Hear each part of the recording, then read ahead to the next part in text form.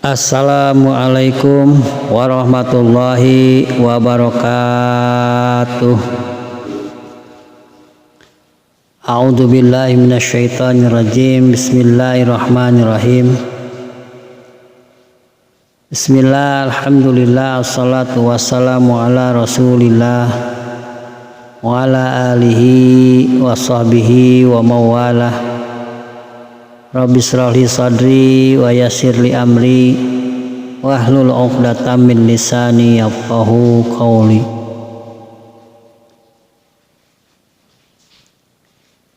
Untuk kali ini saya akan menyampaikan suatu materi dengan judul keutamaan ilmu.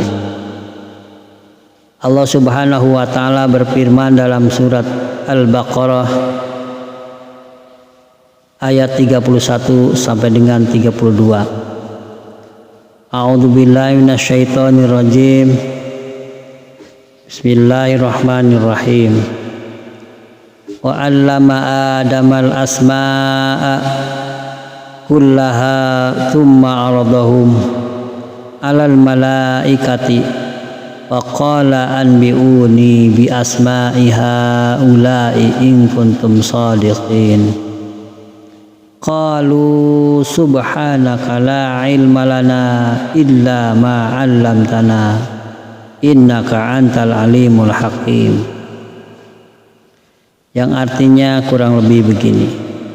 Dan dia mengajarkan kepada Adam nama-nama benda seluruhnya, kemudian mengemukakannya kepada para malaikat lalu berfirman, sebutkanlah kepadaku nama benda-benda itu jika kamu memang orang-orang yang benar. Mereka menjawab, Maha suci Engkau, tidak ada yang kami ketahui selain daripada apa yang telah Engkau ajarkan kepada kami. Sesungguhnya Engkaulah yang Maha mengetahui lagi Maha bijaksana. Quran surat Al-Baqarah ayat 31 sampai dengan 32. Diriwayatkan dari Nabi Muhammad SAW,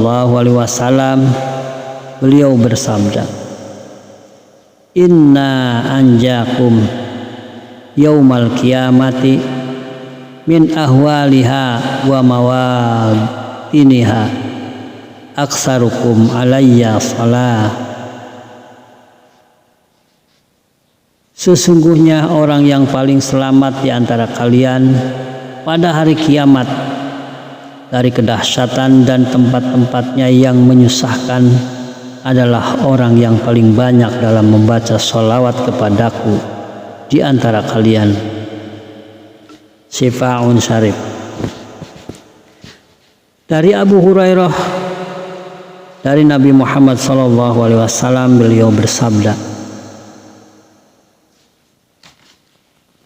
Man salaka tariqan ilal ilmi salakallahu bihi tariqan ilal jannah wa inna alima yastaghfiru lahu man fis samawati wa man fil ardi hatta al hitana fil bahri innal ulama'a warasatul anbiya. Barang siapa yang menempuh perjalanan untuk mencari ilmu, maka Allah membimbingnya ke jalan menuju surga. Sesungguhnya orang alim itu dimohonkan ampunan oleh malaikat-malaikat di langit dan makhluk-makhluk di bumi, sampai ikan-ikan di laut sekalipun. Dan sesungguhnya para ulama adalah pewaris para nabi. Dan dari Abu Dzar, dia berkata bahwa Nabi Muhammad SAW bersabda, Hai Abu Dzar, sesungguhnya engkau berangkat pagi-pagi lalu mempelajari satu bab dari kitab Allah Subhanahu wa taala adalah lebih baik bagimu daripada engkau salat 100 rakaat. Dan engkau berangkat pagi-pagi lalu belajar ilmu satu bab ilmu yang diamalkan atau tidak adalah lebih baik bagimu daripada engkau mengerjakan salat 1000 rakaat. Nabi Muhammad SAW juga bersabda, "Man ta'allama baban minal ilmi liyu'alliban nasa u'tiyalahu sawabu sab'ina nabiyya."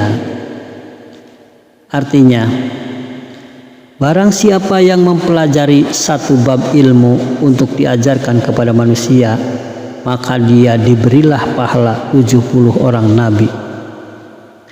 Nabi Muhammad SAW bersabda, barang siapa yang duduk di sisi orang alim selama 2 jam atau makan bersamanya 2 suap, mendengar darinya 2 kalimat atau berjalan bersamanya 2 langkah, maka Allah memberinya 2 surga. Setiap surga adalah 2 kali dunia. Miskatul Anwar.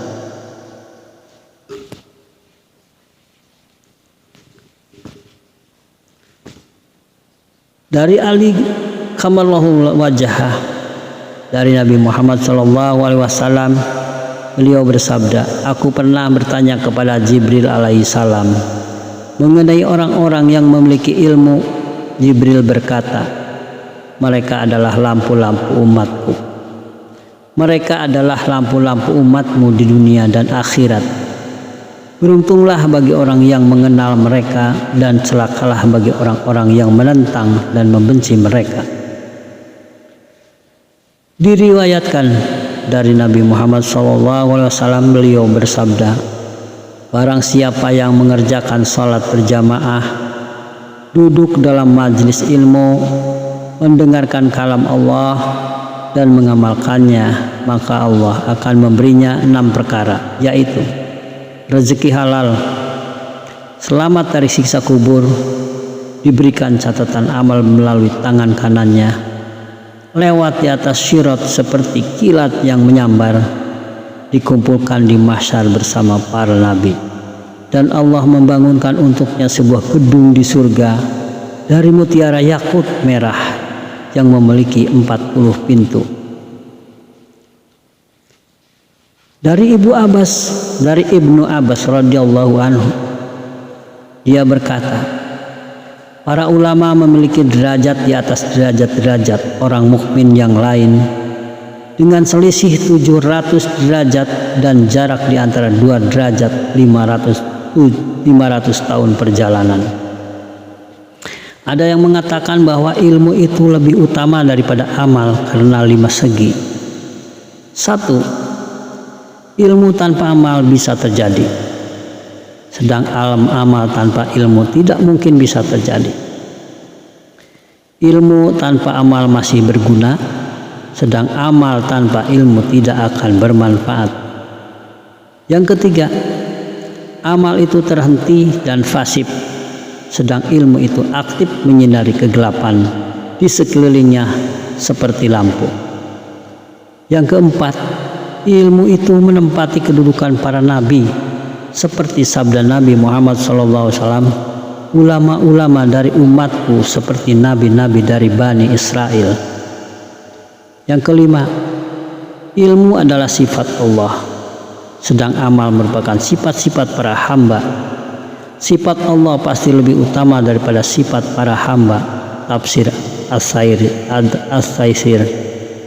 Diriwayatkan dari Ibnu Abbas radhiyallahu, dia berkata, Nabi Sulaiman pernah diminta agar memilih antara ilmu dan kerajaan, dan dia memilih ilmu, maka dia diberi ilmu dan kerajaan.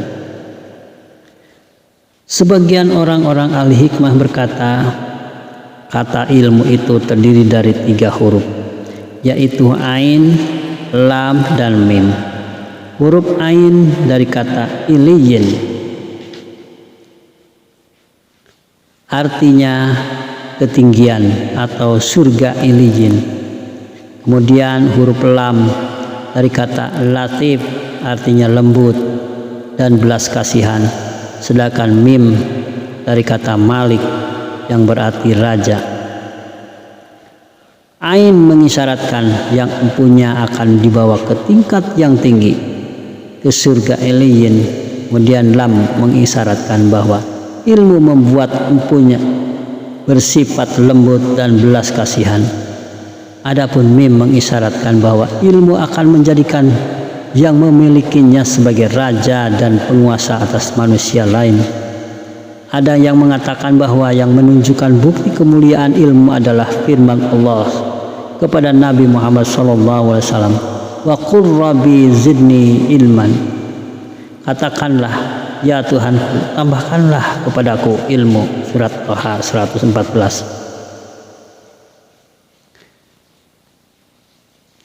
Mungkin